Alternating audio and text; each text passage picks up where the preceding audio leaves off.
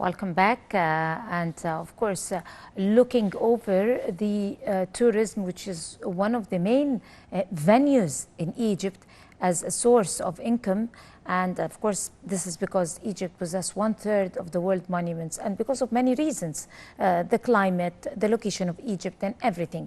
So the tourism or the sports tourism is one of the booming types of tourism that is a important source of developing this industry in Egypt. And on that particular topic, we're very delighted to be having with us Dr. Yehya Abdul, the tourism counselor. Good morning, Dr. Abdul.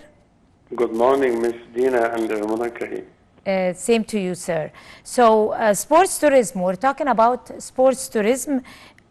That type of tourism is one of the fastest growing types of or sectors of tourism inside Egypt in the last 10 years. Talk to us about it, and why is sports tourism very important in that domain? Well, really, we've been fortunate in Egypt because sports tourism is one of the major generators of foreign exchange for any tourist destinations, as well as, it generates great attractions for the destination and travel as well. For example, last week we concluded the Administrative Capital Football Cup, and we remember how the Croatian squad, they visited the Giza Necropolis, and they took, pictures, and they listed this on their site, social media, and they generated, millions of followers worldwide. So it was a great event to promote the administrative capital facilities, infrastructure, and attractions, and to generate promotion and marketing and revenues as well for Egypt as destination. Right. Talk to us about the different types of sports tourism, because most probably people have stereotyped shapes of sports tourism, while there are many different other types that we can never imagine that are booming in Egypt. Well, really, when the Olympics started, maybe 100 years ago, there was very limited, number of sports, ready for competitions worldwide every 4 years for the Olympics. But now every year, 1 or 2, 3 more sports are added to the list. So we have greater, volume of competitions, specializations, awards, and citations. In Egypt, the squash nearly, is a monopoly for the Egyptians. Competitions in Australia, Europe and America. Currently, there is a British Classic in London, and most, the winners, inshallah, are going to be male and female from Egypt. So this has become a monopoly. Last week, the African, Olympics were concluded, and Egypt, won hundreds of the gold medals and silver and bronze as well. So our squads, in at least 30 or 40 sports, they are scoring high, and inshallah they will be represented soon in the upcoming Olympics in Paris. Right. How do you justify that sports tourism is one of the most or the fastest in this particular sector, the tourism sector? Is it because of the momentum? Is it because of the age that we're living in, and this is the developed type of modern tourism that could attract people? Why exactly? Well, really, it's true what you mentioned now. I remember in 2006, Germany was hosting the World Cup, and on that year they attracted 3 million visitors who came to watch the games, as well as they generated $5 billion. Shortly, both Saudi Arabia and Morocco, they will be hosting World Cups within 6 or 8 years, and that will generate at least from $16 to $17 billion within 4 or 6 weeks, where the World Cup is functioning. So sports has become a great attraction and a generator of foreign exchange for any tourist destination, and that's why world capitals and countries, they are competing to win the World Cups, the Olympics, the squash, the tennis, the track and field. Last week we concluded the Paralympic lift weighting in Sharm el-Sheikh, it was a successful one. So Egypt now is currently being a hub for world, like sports. We have the regatta in Luxor, annual one in January, and we have the tennis, we have the squash, we have the world teams coming to practice.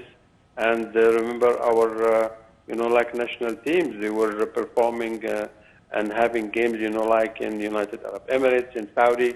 So this is a great promotion for Egyptian tourism and sports as well. Right. So how does sports tourism benefit the sector of tourism in a way? Because we all know that the local economy of any country get affected so much by tourism, especially for countries like Egypt, countries like Italy, countries like Iraq. I mean, countries with legacies and cultural backgrounds and history and all that. So how exactly the sports tourism could benefit the local economy in any country? Well, actually, it does because, like some countries which don't have like major, like tourist or cultural heritage attractions. For example, you remember 2 years ago, Qatar was hosting the World Cup, and that was a great boost, like for infrastructure, for development and attraction, and it created momentum for, like that developing country. So really, this is one of the attractions sports can create and promote and sustain, like any destinations. And imagine Egypt with its cultural heritage and archaeological background and most beaches and history and attractions.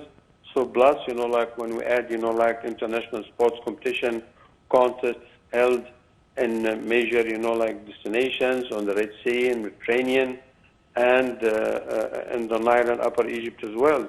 So that boosts tourism and creates momentum and creates most, like attractions and visitors for the world tourist sites that we have in Egypt. Right. Tell us more about the famous sites where the activities of sports tourism are held in Egypt. Well, of course, Cairo now holds the lion's share because of the infrastructure facilities and superstructures, the stadiums in Cairo, the sporting club we have, the major ones, and then the administrative capital now, like it has a very prestigious stadium that was admired by the international teams coming to compete for the first time. So this is a great boost for Egyptian tourism, for culture, and for sports as well. Alexandria has recognized, like stadiums since like Greco-Roman times, and currently we have great stadiums. And most, governorates in Egypt, they have their own facilities. So that's why, and we have Olympic, like villages, like there is one in training in Ma'ari, and there's going to be another Olympic village as well in the administrative capital. With the development of the resorts and Ras al-Hikma Alamein, we are creating more demand and more tourist facilities for aquatics, like plus, like the classic ones, the tennis, the squash, track and fields, and aviation as well, like things associated with it. So there's a great potential for Egypt in the upcoming years, inshallah. Well, right.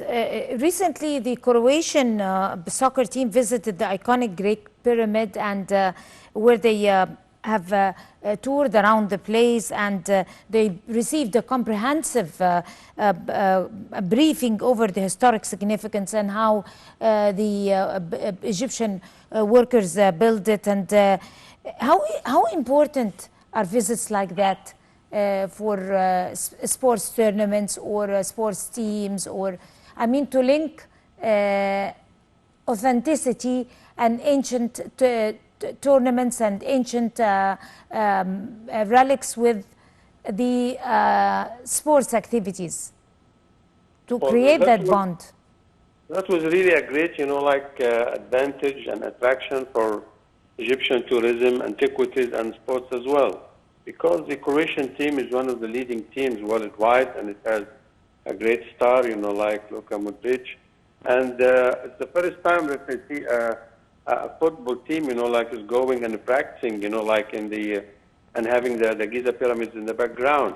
So this picture really was, like transmitted worldwide. and they talk about, like the fascination with the Egyptian civilization and with the Egyptian football players, and they mentioned Muhammad Salah as well. So really that was a great promotion from the site, and that was, transmitted by social media, and there have been millions of followers worldwide who admired and liked that, and it was really a successful event held at the administrative capital. And we look forward that we have a calendar for events, apart from, like football. There are other sports that could be like gymnastics that could be held over there, because we need to create more demand for our tourist and sports side. Right. How important is it to organize international and regional sports tournaments in Egypt? And in that sense, we could promote the sports tourism. I mean, we could organize those international regional sports tournaments and try to form a tournament that is linked with the cultural background, the important monuments that are located in Cairo and in Upper Egypt and everything. We can organize sports tournaments that are located inside the historical places and not in a way that would not harm the relics and the monuments. Yeah, really, this is quite, you give me like a really a brilliant idea now, because some of the major sports that we practice nowadays, they were initiated and developed in Egypt. For example, like wrestling, as we go to Bani Hassan, like catacombs in Armenia, we'll see how they were showing, like wrestling like 3,000 years ago. When I went to America, I went to a bowling alley, and they were showing, like they said that, they were painting that, like bowling, like initially started like in ancient Egypt. So we have many sports, as you mentioned, we have fencing.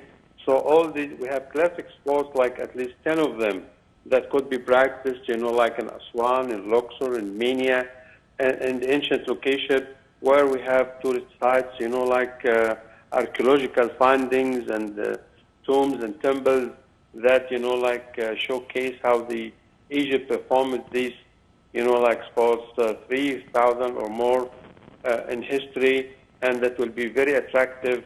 And the whole world is recognizing this, because I saw many of these paintings, and demonstrations outside in Egypt. So we can just work on it, and we have a very active Minister of Youth who can work closely with jointly with the sports association, local ones, to promote, like the governorate, the archaeological sites, and create demand and pride and solidarity for the young men and women who will be involved in this sport. Right. We've also seen football stars like Modric posting the video of the visit, seeing the iconic pyramid. How important are videos like that when it becomes viral over social media, and the fans of this football star would see probably some historical sites in one part of the world? Probably some Europeans haven't heard about it, because some Europeans tend to be far from the history of other countries. Not all of them are culturally acquainted with history. Well, this is partially true, because we are lucky, because like Croatia is a very favorable country in Europe, and as well, like its people, its culture is very friendly. And Modric is like one of the stars, like in Europe, and leading squads. So this was, and soccer and football really is one of the most popular, like there are billions worldwide who follow it because of its popularity and because of its ancient history as well. And Egyptian culture, like like young men and women in schools in Europe and worldwide, all the way from Japan to the Pacific, they study Egyptian culture and civilization, so they are familiar, but we have to do our homework. And as you mentioned kindly, that we need to develop, like ancient sports that were initiated in Egypt, like swimming, boxing, wrestling, fencing, and hockey is an ancient Egyptian game as well.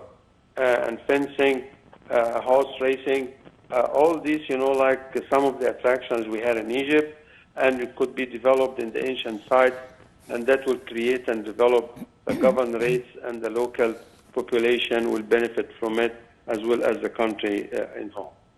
Now we are about to witness Eid al-Fitr, or the Lesser Bayram, that is coming up in a few weeks or a few days. So this is one of the most important festivities that tourists would like to attend if they're coming over to Egypt, especially because of the cuisine, because of the special cookies that Egyptians serve during Lesser Bayram, and because of the significance it holds for the people who spent a whole month of fasting, totally fasting the whole day. I mean, it has a lot of stories, and because it's a preparation to the greater Bayram and Hajj before that, that would follow that after a few months. So talk to us about the festivities of Lesser Bayram or Eid al-Fitr, and how important is it also to be an attraction for tourism? Well, we are fortunate and lucky because, you know, like Eid al-Fitr is coinciding closely with the Easter celebrations, you know, vacations for Europe, you know, like the Easter. And we remember in this beautiful month, in March, we had the Mother's Day. And then in April, most of Europe, they have like 2 weeks of vacation, and they like to travel to the East because it's a spiritual tour as well, and it's a tourist and leisure one. So we'll be having, you know, like great and thousands of visitors will be flying to Egypt on scheduled flights and chartered flights as well, and on cruises to come and spend their Easter holidays, because they have more than 2 weeks to spend. And as I was watching, you know, like the Forbes International magazine, they listed Egypt as one of the top destinations, you know, like that need to be visited this year. Not only, you know, like the Forbes, but as well there is the Telegraph and the CNN Travel. They recommended travelers worldwide to come to Egypt at this time of the year. So we'll be having our, you know, like brothers from the Arab world, from the GCC countries, coming to spend their Eid, you know, like vacations and leisure times shortly when Ramadan ends, inshallah. And then we have international visitors coming because Easter is associated with Christian feelings and spiritual motives as well. So we're going to have a great season, inshallah. Right. For almost more than 10 years now, Egypt have created new sources for touristic attractions in Egypt, like the conference tourism, like the cultural tourism, like the types of entertaining tourism. Also, the sports tourism is becoming one of the touristic attractions that was created recently during the past 10 years in Egypt. And we remember so many sports activities, huge sport activities that were held in Egypt and that attracted a lot of tourists and a lot of visitors. Sometimes it targets the Gulf tourism, sometimes it targets the European, you name it. How do you assess that particular idea of upgrading and diversification of the types of tourism and empowering the sports tourism that way? Well, really, this is a great work and strategy, you know, like of the Egyptian administration, reflected by the Ministry of Tourism and Antiquities and the Ministry of Youth and Ministry of Culture, because all these jointly, you know, like promote the sports, promote the destination, and that, you know, like increases and highlights the arrivals of thousands of visitors who like to, and the fans, you know, like of special sports, who like to come and watch, you know, like the teams compete. And really around the clock now we have competitions, you know, like one in Sharm el-Sheikh, another one, the administrative capitals, and some in Cairo, Alexandria, and Upper Egypt as well. So really we need to develop and upgrade our calendar of sports events year-round, and make sure that every destination in Egypt is getting its share, because we have lots of attractions. We have adventure tourism, we have sports tourism, we have aquatics, we have diving, you know, like we have parasailing, and we have, you know, like again, you know, like another type of flying, you know, like they fly the paragliding like over the Giza necropolis. So really, we are blessed by the type of attractions we have. So we need to develop the calendar and make sure major ministries and associations are working closely to promote it, and that will be a great boost for our economy, development, and foreign exchange as well. Right. Dr. Yehya Abdul, the Tourism Council, would like to thank you so much talking to The Breakfast Show. You have a good day. We're going to go to a short break and we'll come to continue The Breakfast Show, so stay with us.